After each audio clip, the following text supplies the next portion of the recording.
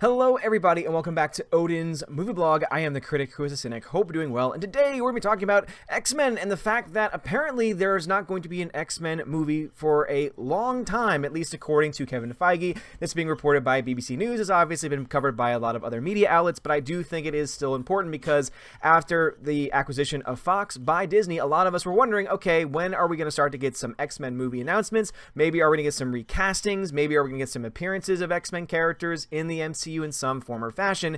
And at least at this point, it doesn't look like we're going to get anything X-Men related, at least for a pretty good while, which is kind of sad when you think about it, seeing that the last film that's going to be out for the next 5 to 6 years, reportedly, is likely going to be Dark Phoenix, which does not look like a very good film. The whole X-Men universe has been very interesting because you have a series of really good films and also a series of really bad films. You go back to the original X-Men and it was fantastic. It was so well done. It was great. X2, also, very solid film. But then you had X-Men The Last Stand, which was just total hot garbage. And then from there, you have films like X-Men Origins Wolverine, which totally ruined Deadpool and was disgusting. But at the end of the day, it actually ended up being good because now we're able to have the actual real Deadpool, and Deadpool is able to make fun of himself because that's just the Deadpool character, and it's freaking awesome. And Ryan Reynolds was a part of that and has been a part of that from the very beginning, and I really love how they've been able to kind of make that a joke. However, the movie itself still sucks.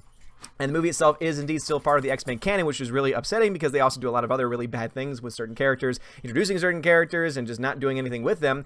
And then also you have films such as Logan, which have been fantastic. The Wolverine, I would argue, was a pretty solid Wolverine film, let alone a solid X-Men film. That's not everyone's cup of tea. I can definitely understand why there are some people that love it, some people who hate it. I was one of the persons that ended up really liking it overall. Logan is by far the best, not only X-Men film, I would imagine, but also the best Wolverine film that we've gotten so far, I would argue.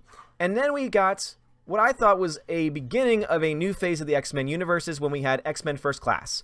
X-Men First Class to me was amazing. I know that Logan came out, after that, but as far as like the overall timeline in my mind, as far as the overall films, there are the Wolverine films, and then there are also, of course, the X-Men films on top of that as well.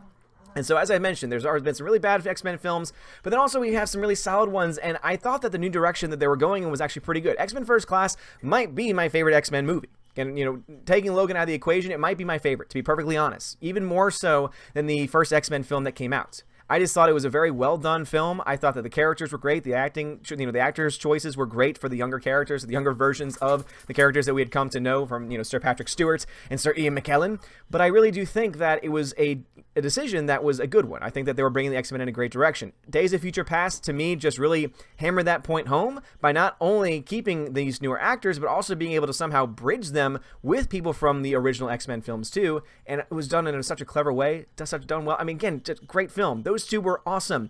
And then we got X-Men Apocalypse. And X-Men Apocalypse was total hot garbage.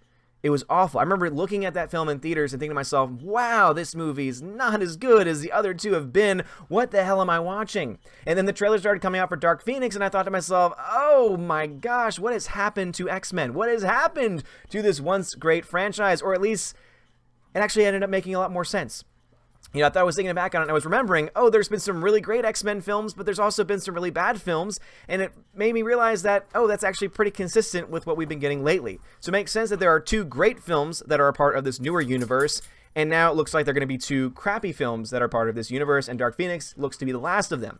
Now, if this report is indeed to be believed, this is all based off of words from Kevin Feige himself. As it says here, Disney, which owns Marvel Studios, owns the rights to the X-Men universe since it merged with 20th Century Fox. But Marvel Studios boss Kevin Feige says the next 5 years of Marvel films is already planned out, and it does not involve the X-Men. It'll be a while, says Kevin. Phase 4 of the MCU begins the release of the Avengers Endgame April 26th. And of course, the first one post that, the real first Phase 4 film is going to be Spider-Man Far From Home, which obviously I think a lot of people have a lot of thoughts on because I know there's some people that don't like that portrayal of Spider-Man. I personally don't have a huge problem with it. There are some characters I think aren't really done very well. I think that they're kind of being going down in an identity politics direction.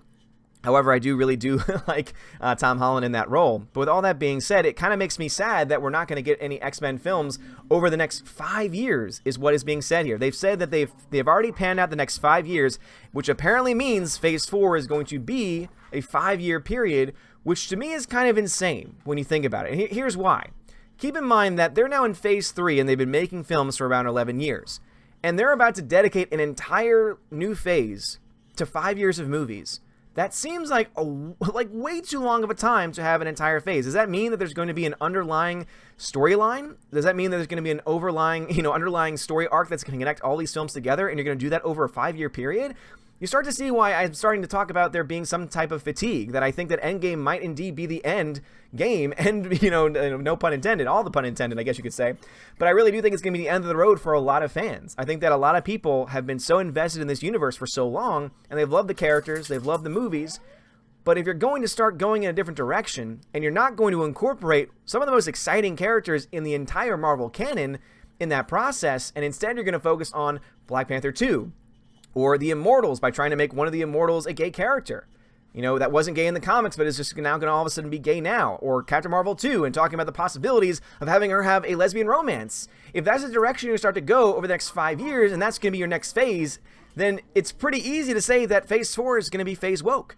That Phase 4 is going to be Phase Identity Politics, which is really sad when you think about it, because if you want to be diverse, there's nothing wrong with diversity. No one has a problem with diversity. It's when diversity is being forced. It's when characters are being changed when they don't have to be. When you already have characters that fulfill a certain market that you're trying to appeal to, and instead of trying to make movies about that, instead of trying to, utilize those characters, or, make up new characters in the process, instead they like to take old ones and change them around. And I just don't think that the fans overall, not only the hardcore Marvel Comics fans, but even the normies, I think, over time, especially over a 5-year period, are really going to buy into it. Imagine the next 5 years without the likes of Robert Downey Jr., without the likes of Chris Evans.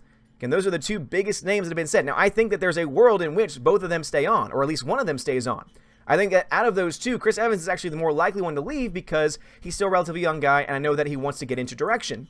I know that he wants that to be his next passion project. The reason why I wouldn't say Robert Downey Jr. is because what else is he going to do? He's already done everything with his career. He's already had an all-star career. Why wouldn't he not just want to retire, essentially, into just making millions upon millions of dollars making film? Now, obviously, every person's going to be different. He may not want that for himself, and I have all the respect in the world if he doesn't want to do that. But if you're going to tell me that he would not be happy, playing this role that he's truly fully embodied now for the past 11 years, I mean, I don't know. It'd be interesting to see, and it'd be interesting to hear. But the fact that they're going to instead focus on these newer characters, which, again, there's nothing wrong with T'Challa. There's nothing wrong with Chadwick Boseman's portrayal of T'Challa, Black Panther. However, the first Black Panther film was already, as far as, wokeness goes, was already kind of towing that line with several comments, several scenes. And then, of course, they went full woke with Captain Marvel, which they're going to argue, say, oh, it made $1 billion. And we've already talked about how just because a movie has financial success, just because a movie makes a lot of money, does not mean that it's a good movie necessarily. But if we're going to go in this direction, if we're going to leave the X-Men in the past, if we're going to leave the X-Men out in the cold for 5 years, people, I don't think, realize just how long that is. You do realize that in a 5-year period, you already had Phase 1 and Phase 2 of the original MCU. At least most of Phase 2, if not the entirety of it. You do realize that in that time period, there's going to be so many other films coming out. In that 5-year period, we're going to have probably 2 out of the 3 Old Republic films. The rumored Old Republic films that we're getting from the Game of Thrones guys for Star Wars. That we're probably going to get a final answer as to whether or not Rian Johnson even has a trilogy at this point. If that is the case, if he does have a trilogy, we might actually have 2 of those films out over the next 5 years. So when you take all of these things and you keep these things in mind and you realize, oh my gosh, 5 years on paper might not look like a long time, but then you think about how many movies come out in a given year, let alone 5, and you start to realize this is them, I think, trying to completely reboot the characters. You start to see some of your favorite characters that were portrayed over the past few films. Obviously, the last 2, X-Men Apocalypse and X-Men, what seems to be, a bad film at least, Dark Phoenix. You have certain characters and certain actors have been portraying them that have been, doing a pretty good job. Some that have not been doing a very good job either. And if you ask them, okay, 5 years, so that means that they're going to be gone? Does that mean that they're just going to recast them? They're just going to reboot the entire series completely? And if that is the case, how is time? How is, time travel going to play a role in that? Because it seems to indicate, at least with Captain Marvel, that what they're going to do with their characters, Captain Marvel 2, is going to be in the past. Is going to be prior to the events of Endgame, which is just going to cause a whole lot of canonical issues. I mean, they already tried that with the first one, and guess what? You broke the canon. You broke the canon of the MCU because you decided to flow in this character, just to push in this character that no one wanted to see. Oh, it made $1 billion. That doesn't mean that people actually like the movie. Oh, it has an A cinema score. The point is this. If you're going to leave X-Men out in the cold, but you're going to have and push for movies that are obviously going to have a much more woke agenda, or actually, at the end of the day, not even a woke agenda. The fact that there's going to be films with any agenda whatsoever, whether you consider it woke or not, is kind of sad, because you have some really awesome, diverse characters in X-Men who are not going to be able to see the light of day for 5 years, actors who are going to get 5 years older, and the question is going to be asked, what are you going to do? Is your future really going to be on the shoulders of Brie Larson? Is that really the direction that you want to go in? Do you really think, do you honestly think, and step back for yourself, all the fanboys and fangirls out there, all the bots out there, all the Captain Marvel bots out there, do you really think that she can take the place of a Robert Downey Jr.? Do you really think that she can take the place of a Chris Evans? Do you really think that she can be the center of this universe for the next 5 years, for a phase that's going to last for 5 years, without there being any drop-off whatsoever? I have my doubts. Now, obviously, I can be wrong. I've been wrong before. Specifically about Captain Marvel, I've been wrong with my early predictions. However, when you look to this and you start to, step back and ask questions, you realize it's going to be really sad not to have an X-Men movie for the next 5 years.